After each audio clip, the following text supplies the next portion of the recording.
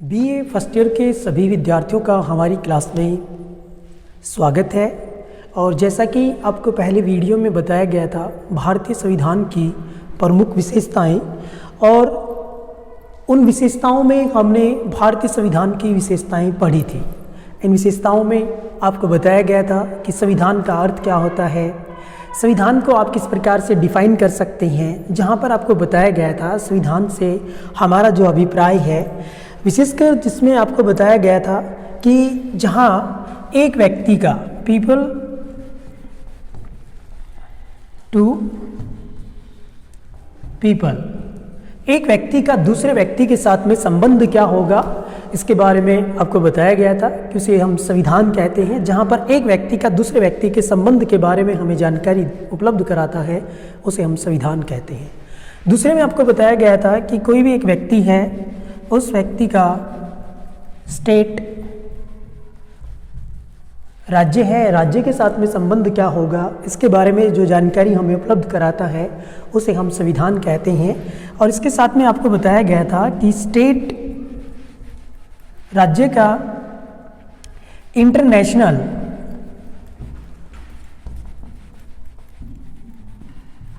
अंतर्राष्ट्रीय जो देश हैं उनके साथ में संबंध क्या होगा, इनके बारे में जो हमें जानकारी उपलब्ध कराता है, उसे हम संविधान कहते हैं। भारतीय संविधान की आपको 3 महत्वपूर्ण विशेषताएं आपको बताई गई थी, जिसमें आपको बताया गया था कि भारतीय संविधान है वो लिखित संविधान है, भारत का संविधान है वो निर्मित संविधान है, और भारत का जो संविधान है वो दुनिया का सबसे बड़ा विस्तृत संविधान है। तो ये पॉइंट्स हमने आपको इससे पहले का जो लेक्चर था उसमें आपको बता दिए थे। आज हम जो बात करेंगे वो हम बात करेंगे कि भारत के संविधान की जो आदर्श विशेषताएं हैं, जो 3 आपको पहले बताई गई थी पहले वीडियो में, आगे इस वीडियो में हम आगे की विशेषताएं आपको बताएंगे। तो यहाँ पर सबसे 4th पॉइंट जो हमारा आता है भारतीय संविधान की विशेषताएं, और 4था पॉइंट है वो है प्रीम्बल्स। हमारे देश का जो संविधान है, उस संविधान का पहला जो पेज है, उस पहले पेज में प्रस्तावना के बारे में बताया गया है। प्रस्तावना क्या होती है, जैसे कोई भी बुक होती है, उस बुक का प्रारंभिक पेज जो होता है, पृष्ठ जो होता है, उसे हम उसकी प्रस्तावना कहते हैं। जैसे आपने कोई भी बुक ली, उसमें आपने इस प्रकार से आप उसमें देखेंगे, इसका जो स्टार्टिंग का शुरुआत का जो पेज होता है वो उसका प्रीम्बल्स होती है। तो इसी प्रकार से भारत का जो संविधान है, संविधान का जो शुरुआती पेज है वो भारत की प्रस्तावना है। उस प्रस्तावना में लिखा गया है कि we the people of India, हम भारत के लोग, भारत को एक संप्रभुता संपन्न, समाजवादी, पंथ निरपेक्ष, लोकतांत्रिक गणराज्य बनाने के लिए इसके समस्त नागरिकों को सामाजिक, आर्थिक, राजनीतिक न्याय, इस प्रकार से ये प्रस्तावना आगे जाती है। और भारत का जो बेसिक स्ट्रक्चर है, भारत में आगे जो ये संविधान आगे क्या बातें बताएगा, इसके बारे में ये हमें जानकारी उपलब्ध करा देती है। तो इसके बारे में के.एम. मुंशी हैं, उन्होंने तो कहा भी है कि ये संविधान की एक कुंजी है। जैसे कोई लॉक होता है, उस लॉक को खोलने के लिए हमें चाबी की जरूरत पड़ती है, उसी प्रकार से ये प्रस्तावना भी संविधान को ओपन करने वाली एक कुंजी के समान उन्होंने इसको माना है। नेक्स्ट पॉइंट है हमारा भारतीय संविधान की विशेषताओं का, और वो है mixture of flexible and rigid. हमारे देश का जो संविधान है वो विशेषकर यहाँ पर, जैसे हम उस पॉइंट के अनुसार जानकारी रखें कि भारत का जो संविधान है वो फ्लेक्सिबल है,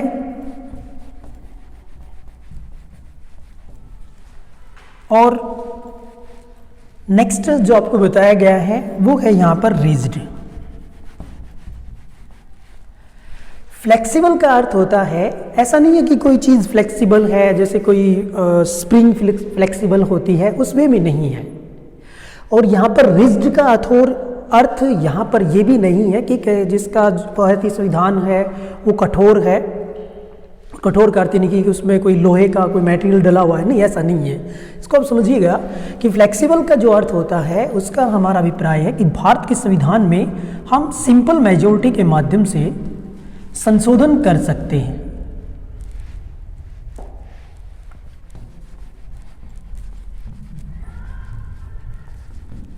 साधारण बहुमत के माध्यम से भी हम भारत के संविधान में संशोधन कर सकते हैं। और इस प्रकार से जहाँ पर जिन देशों की संविधान में साधारण बहुमत के माध्यम से संशोधन होता है उसे हम फ्लेक्सिबल संविधान कहते हैं, लचीला संविधान जिसे हम कहते हैं।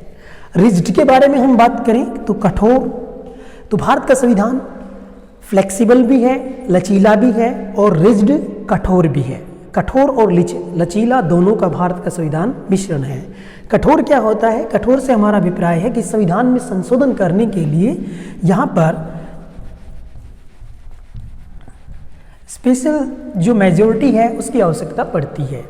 जिस प्रकार से आप यहाँ पर जानकारी रख सकते हैं, जैसे भारत में जो कठोर तरीका अपनाया गया है वो इस प्रकार से है कि लोकसभा है उसका 2/3 बहुमत जमा, राज्यसभा है उसका 2/3 बहुमत जमा, फिर यहाँ पे 50% जो SLA है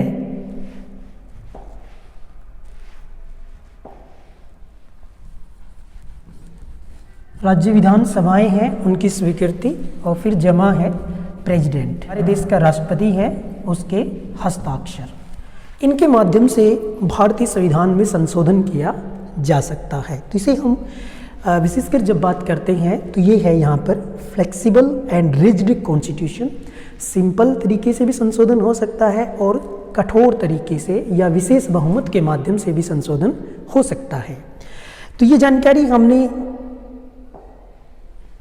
यहाँ पर हमने रखी है, mixture of flexible and rigid constitutions. इसके बाद में हम बात करें यहाँ पर वो है नेक्स्ट सिंगल सिटीजनशिप।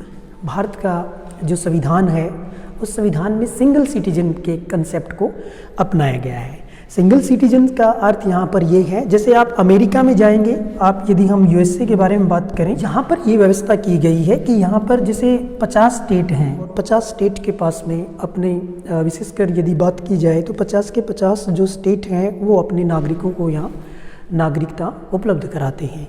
2 प्रकार की नागरिकताएं वहाँ पर अस्तित्व में रहती है, एक वहाँ पर उनके स्टेट्स की नागरिकता रहती है और एक वहाँ पर उनका जो फेडरल बना हुआ है, जो उनका संघ बना हुआ है उसकी नागरिकता होती है। तो ड्यूल जो कॉन्सेप्ट होता है, दोहरी नागरिकता, जिसमें उस देश का नागरिक रहता है प्लस में राज्य का नागरिक भी रहता है। भारत में ये कंसेप्ट नहीं है। भारत में जो कंसेप्ट है वो सिंगल सिटीजनशिप का है। आप किसी राज्य के निवासी तो हो सकते हैं, रेजिडेंस तो हो सकता है आपका, लेकिन आप उसके नागरिक नहीं है। नागरिक आप रहेंगे तो आप भारत के ही रहेंगे। तो ये कंसेप्ट भी हमारे संविधान की एक महत्वपूर्ण विशेषता है। इसके बाद में भारत के संविधान की नेक्स्ट विशेषताओं के बारे में हम बात करें तो वो है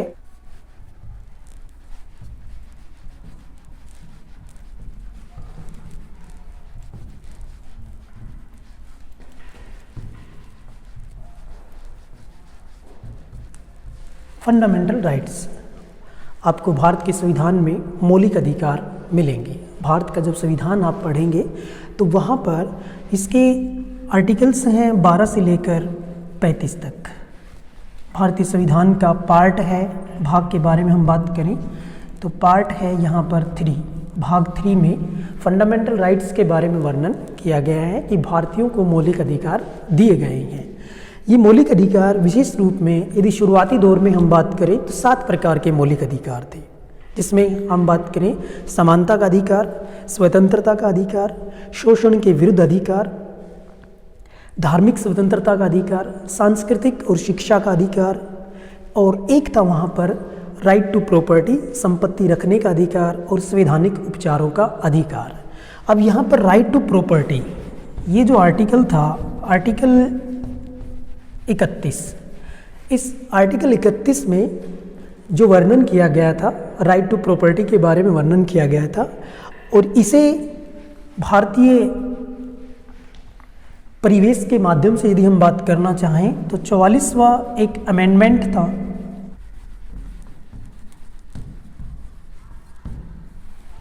चौवालीसवें संवैधानिक संशोधन के माध्यम से इस आर्टिकल को भारतीय संविधान से निरस्त कर दिया गया, राइट टू प्रॉपर्टी को 1978 में। तो वर्तमान समय में भारतीयों को जो मौलिक अधिकार प्राप्त हैं उनकी संख्या 6 है। जो आपको बताए गए हैं, इनका जो क्लासिफिकेशन किया गया है, भारतीय जो संविधान में आप पढ़ेंगे तो उनका जो वर्गीकरण किया गया है वो अनुच्छेद 14 से लेकर 32 तक इनका वर्गीकरण किया गया है। वैसे मौलिक अधिकार हैं ये आर्टिकल 12 से लेकर 35 तक भारत के नागरिकों को मौलिक अधिकार दिए गए हैं। नेक्स्ट जो पॉइंट है वो है यहाँ पर पॉइंट नंबर 8 और ये है डायरेक्टिव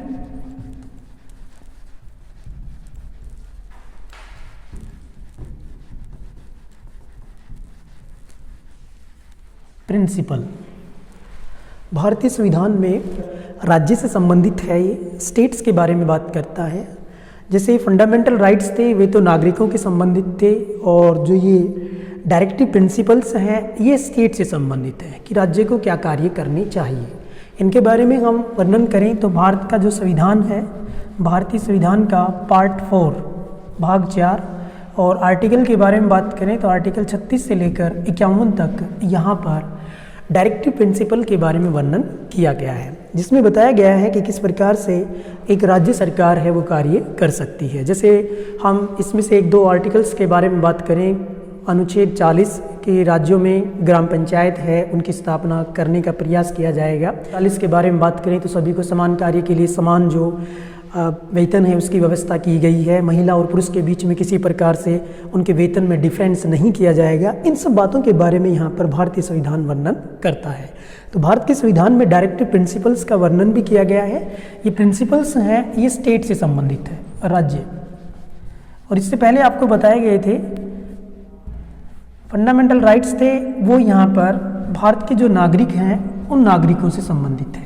नेक्स्ट जो पॉइंट है वो है फंडामेंटल ड्यूटीज़। भारत का संविधान आप पढ़ेंगे तो वहाँ पर ये व्यवस्था यद्यपि बाद में की गई है, 1976 में ये व्यवस्था की गई थी। सरदार स्वर्ण सिंह थे, उनकी अध्यक्षता में यहाँ पर फंडामेंटल ड्यूटीज़ भारतीयों को मौलिक कर्तव्य देने के बारे में बात की गई। और इस दौरान यहाँ पर सरदार स्वर्ण सिंह थे, उनकी अध्यक्षता में एक कमेटी बनाई गई और उन्होंने रसिया के संविधान को बेस मानते हुए यहाँ पर भारतीय संविधान में मौलिक कर्तव्यों को जोड़ा। और ये जो मौलिक कर्तव्य हैं ये भारत के संविधान के बारे में हम बात करें तो पार्ट यहाँ पर 4 इसका सब क्लास ए और 51 सब क्लास ए में मौलिक कर्तव्यों के बारे में वर्णन किया गया है। शुरुआती दौर में हम बात करें, ये 42वें संवैधानिक संशोधन अमेंडमेंट था भारतीय संविधान का।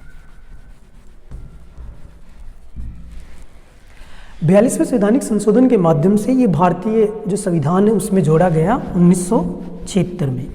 उस दौरान इनकी जो संख्या थी वो 10, वर्तमान समय में इनकी संख्या हो गई है, इसमें एक और जुड़ गया है 11, 2002 में ये जुड़ गया था, जिसमें एक जो जोड़ा गया था इसमें ये व्यवस्था थी कि भारत के प्रत्येक जो अभिभावक और माता पिता हैं उनका ये कर्तव्य है कि वो अपने बच्चों को अनिवार्य रूप से शिक्षा उपलब्ध कराएंगे।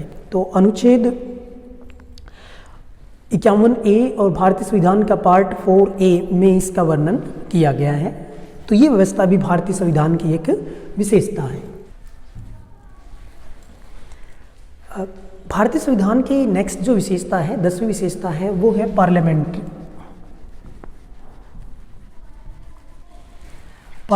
गवर्नमेंट। भारत का जो संविधान है वो संसदीय व्यवस्था के बारे में बात करता है और संसदीय व्यवस्था है ये हमने ब्रिटेन के संविधान से ग्रहण की है। इस पार्लियामेंट्री फॉर्म ऑफ गवर्नमेंट के बारे में यदि हम बात करना चाहें तो आप इस प्रकार से मान सकते हैं कि भारत में एक संसदीय व्यवस्था की गई है। हमारे देश की जो संसद होती है वो विशेषकर या जो भी सरकार बनती है वो यहाँ पर लोकसभा या संसद के प्रति उत्तरदायी सामान्यतः रहती है। जैसे कि इसमें आप इस प्रकार से मान सकते हैं, पार्लियामेंट्री फॉर्म ऑफ गवर्नमेंट में दो प्रकार की व्यवस्थाएं होती है। एक प्रेसिडेंशियल होती है। प्रेसिडेंशियल में यहाँ पर एक लेजिस्लेचर होती है, विधान पालिका होती है, और एक यहाँ पर कार्यपालिका एग्जीक्यूटिव कार्यपालिका होती है। जहाँ पर प्रेसिडेंशियल गवर्नमेंट के बारे में हम बात करते हैं तो विधान पालिका और कार्यपालिका दोनों ही अलग अलग रूप से अपना कार्य करती हैं। ठीक है, जैसे सपोज कीजिएगा इस कार्यपालिका के बारे में हम बात करें तो यहाँ पर मिनिस्टर्स हम शामिल कर लेते हैं। कोई भी मिनिस्टर्स हैं उनको हमने शामिल कर लिया। इस लेजिस्लेचर में जो भी संसद या किसी देश की व्यवस्था में कोई व्यवस्था बनी हुई है उसमें जो एमपी या उसके जो मेंबर्स होते हैं जो कानूनों का निर्माण करते हैं वो इसमें रहते हैं। तो इनके बीच में डिफरेंस रहता है, मिनिस्टर्स अलग रहेंगे और कानून बनाने वाले अलग रहेंगे। लेकिन जहाँ पर पार्लियामेंट्री गवर्नमेंट के बारे में बात की जाती है इस वाले में, इसमें ये रहता है कि यहाँ जो भी लेजिस्लेचर होगी इस लेजिस्लेचर में से ही यहाँ जो एग्जीक्यूटिव है इस एग्जीक्यूटिव का निर्माण किया जाएगा। जैसे भारत में मंत्री वही बन सकता है जो यहाँ पर इस विधान पालिका या हमारी संसद का सदस्य होगा, मंत्री वही बनेगा जो संसद का सदस्य होगा। यदि आप अमेरिका में जाएंगे किसी को सेक्रेटरी बना दिया गया, जैसे मंत्री पद नहीं है वहाँ पर सेक्रेटरी है, किसी व्यक्ति को सेक्रेटरी वहाँ पर बना दिया जाता है तो वह व्यक्ति उसका अमेरिका की जो कानून बनाने वाली संस्था है कांग्रेस उसका मेंबर्स नहीं रहता है। तो ये वहाँ पर व्यवस्था है। भारत में इस प्रकार की पार्लियामेंट्री फॉर्म ऑफ गवर्नमेंट की व्यवस्था की गई है। नेक्स्ट जो पॉइंट है वो है यहाँ पर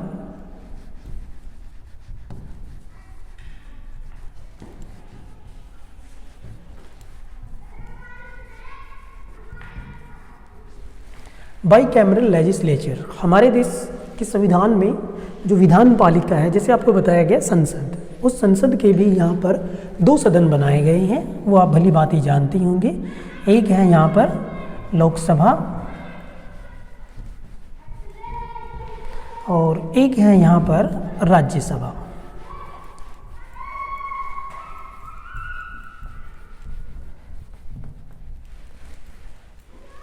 इसी प्रकार की व्यवस्था आपको ब्रिटेन में मिलेगी। एक वहाँ पर हाउस ऑफ कॉमन्स मिलेगा, एक आपको वहाँ पर हाउस ऑफ लॉर्ड्स मिलेगा। कुछ जो देश हैं जैसे लग्जमबर्ग है, वहाँ पर उनकी जो विधान पालिका है वो 1 सदनीय है। चाइना है, चाइना की विधान पालिका 1 सदनीय है। लेकिन भारत की जो विधान पालिका है, कानून बनाने वाली संस्था है, वो है यहाँ पर 2 सदनीय। तो कानून बनाने वाली संस्था भारत में है संसद, संसद के 2 सदन हैं, एक लोकसभा एक राज्यसभा। लोकसभा के मेंबर्स के बारे में वर्तमान में हम बात करना चाहें तो यहाँ पर लोकसभा में वर्तमान में जो मेंबर हैं वो है 543। राज्यसभा में हम बात करें तो 545। पहले यहाँ पर 2+ होते थे, जो 2 एंग्लो इंडियंस होते थे, उनकी व्यवस्था 104वां जो संवैधानिक संशोधन प्रस्तुत किया गया, इसके माध्यम से अभी ये 2 एंग्लो इंडियंस की व्यवस्था है वो समाप्त कर दी गई है। तो वर्तमान समय में जो संसद के सदस्य हैं उनकी संख्या है 543। ये राज्यसभा के सदस्यों की संख्या 545। तो ये बातें आप यहाँ पर बता सकते हैं। नेक्स्ट हम बात करना चाहें हम भारतीय संविधान की विशेषताओं के बारे में, तो वो है यहाँ पर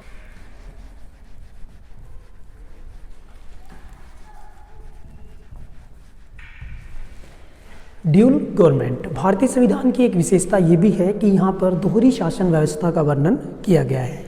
जैसे आप बात करना चाहें सेंटर में, केंद्र में यहाँ पर सेंट्रल गवर्नमेंट कार्य करती है और इसका जो नियंत्रण करता है वो रहता है यहाँ पर पीएम, प्रधानमंत्री। फिर एक यहाँ पर हम स्टेट्स के बारे में बात करें, राज्यों के बारे में या यूटी के बारे में बात करें, विशेषकर स्टेट्स के बारे में हम बात कर लेते हैं, तो यहाँ पर कार्य करता है सीएम। तो ये 2 दोहरी शासन व्यवस्था का वर्णन भारतीय संविधान में किया गया है कि केंद्र में यहाँ पर कार्य कर रहा है वो पीएम कर रहा है, प्राइम मिनिस्टर, प्रधानमंत्री। राज्यों में जो कार्य कर रहा है वो सीएम, मुख्यमंत्री। कुछ यहाँ पर प्रशासक भी कार्य करते हैं, कुछ जो यूटी होती हैं वहाँ पर लेफ्टिनेंट जनरल भी कार्य करता है। जैसे दिल्ली में लेफ्टिनेंट जनरल है वो वहाँ पर कार्य कर रहा है। उसी में एक अलग व्यवस्था है कि वहाँ पर सीएम भी और लेफ्टिनेंट जनरल दोनों ही कार्य करते हैं, वो एक अलग है। विशेषकर दोहरी शासन व्यवस्था है, इकाइयों के लिए भी अपना शासन चलाने की व्यवस्था है और सेंट्रल गवर्नमेंट भी अपना प्रशासन यहाँ पर चलाती है। नेक्स्ट में हम बात करना चाहें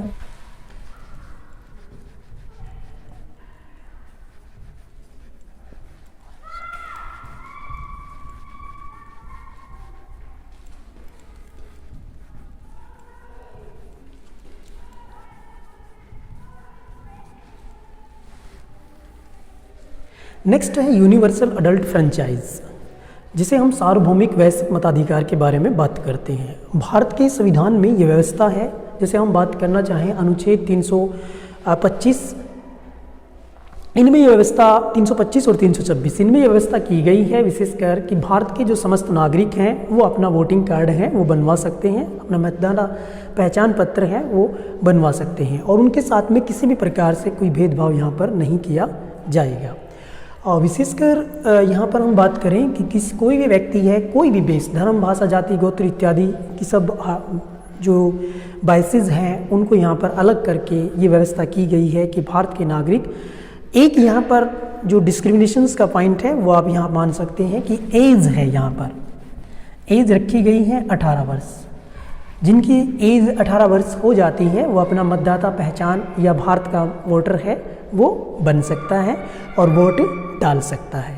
ये मतदाता पहचान पत्र बनाने में उनके साथ में किसी प्रकार से कोई डिस्क्रिमिनेशंस है, जो भेदभाव है वो नहीं किया जाएगा और वो यूनिवर्सल है, पूरे भारत में है। जिस प्रकार से आप ये इंडिया आप देखते हैं, जहाँ तक इंडिया का ये क्षेत्राधिकार है उस पूरे एरिया में ये भारत में लागू है। ठीक है, कोई स्टेट ऐसा नहीं कर सकता है कि हम अपने नागरिकों को ये अधिकार नहीं देंगे, नहीं, ये पहले ही व्यवस्था कर दी गई है अनुच्छेद 325 और 26 में इस प्रकार की व्यवस्था है। नेक्स्ट जो भारत के संविधान की विशेषता है वो है रूल ऑफ लॉ, कानून का शासन। कानून के शासन के बारे में हम बात करना चाहें तो यहाँ पर कोई व्यक्ति है उसको सर्वोच्च नहीं माना जाता है। सर्वोच्च जो माना जाएगा वो माना जाएगा कानून।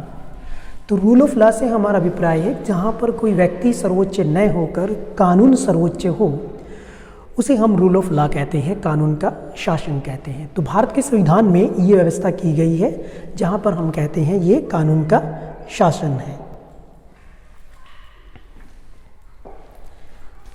नेक्स्ट है इंडिपेंडेंट जुडिशरी कि भारत के संविधान में यह व्यवस्था की गई है कि यहाँ पर हमारे देश की जो न्यायपालिका है वो स्वतंत्र रूप से कार्य करती है, उसके ऊपर किसी प्रकार से कोई दबाव नहीं है। वो किसी अंबानी, अडानी या कोई प्राइम मिनिस्टर या कोई मुख्यमंत्री, गवर्नर के नियंत्रण में कार्य नहीं करती है, बल्कि स्वतंत्र रूप से अपने डिसीजन करती है। जो संविधान में लिखा गया है, जो आईपीसी की धाराएं बताती हैं, उन्हीं के अनुसार वो अपना डिसीजन है वो सुनाती है, उन्हीं के अनुसार वो कार्य करती है। तो हमारे देश की जो न्यायपालिका है वो स्वतंत्र है। नेक्स्ट है इमरजेंसी पावर्स। भारत का जो संविधान है उस संविधान में आपातकालीन शक्तियों के बारे में वर्णन किया गया है। जैसे हम यहाँ पर बात करें, आर्टिकल्स हैं जो आपातकालीन शक्तियों के बारे में बात करते हैं। एक यहाँ पर आर्टिकल है आर्टिकल 352, आर्टिकल 356, आर्टिकल 360, ये आपातकालीन शक्तियों के बारे में बात करते हैं। अनुच्छेद 352 है, ये बताता है कि यदि भारत पर कोई आक्रमण हो जाए या आक्रमण होने की संभावना हो या किसी भारत के भाग में सशस्त्र विद्रोह हो जाए तो ऐसे समय में राष्ट्रपति शासन लगाया जा सकता है। अनुच्छेद 356 जो बात करता है यदि किसी राज्य का प्रशासन संविधान के अनुसार नहीं चल रहा है तो उस कंडीशंस में अनुच्छेद 356 का प्रयोग कर दिया जाता है, या उस राज्य का जो विधान पालिका है वो अपना बहुमत खो देती है तो उन कंडीशंस में अनुच्छेद 356 का प्रयोग कर दिया जाता है। नेक्स्ट है 360, यदि भारत पर आर्थिक वित्तीय आपातकाल आ जाए, जैसे भारत में आर्थिक महामंदी फैल जाए तो उस कंडीशंस में इस अनुच्छेद का प्रयोग किया जाता है। तो ये आपातकाल से संबंधित है। इसके बाद में है लोकल सेल्फ गवर्नमेंट। भारत का जो संविधान है वो लोकल सेल्फ गवर्नमेंट है इनकी व्यवस्था करता है, जिसमें हम मानते हैं भारतीय संविधान का एक 73वां संवैधानिक संशोधन और एक 74वां संवैधानिक संशोधन। इनमें जैसे ये तो ग्राम पंचायतों से संबंधित था,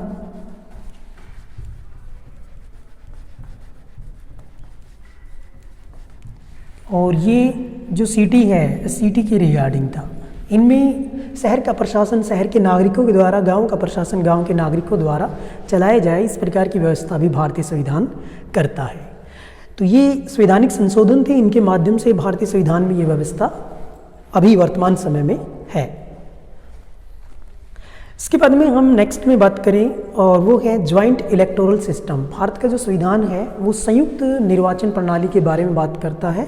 संयुक्त निर्वाचन प्रणाली जिसमें सभी सामूहिक रूप से अपना एक प्रतिनिधि का चुनाव करते हैं। जैसे सपोज कीजिएगा कोई भी एक एरिया है, मान लीजिएगा ए एरिया है, इसमें 10 उम्मीदवार इलेक्शन में खड़े हैं, तो यहाँ पर जो भी वोटर मान लीजिएगा 100 है, ये 100 वोटर 10 उम्मीदवारों को वोटिंग करते हैं और ये 100 वोटर्स में कोई डिवीज़न नहीं किया गया है कि आप इस भाषा के, आप इस धर्म के, आप इस जाति के, आप अपने ही उम्मीदवार को वोट देंगे, ये व्यवस्था नहीं है।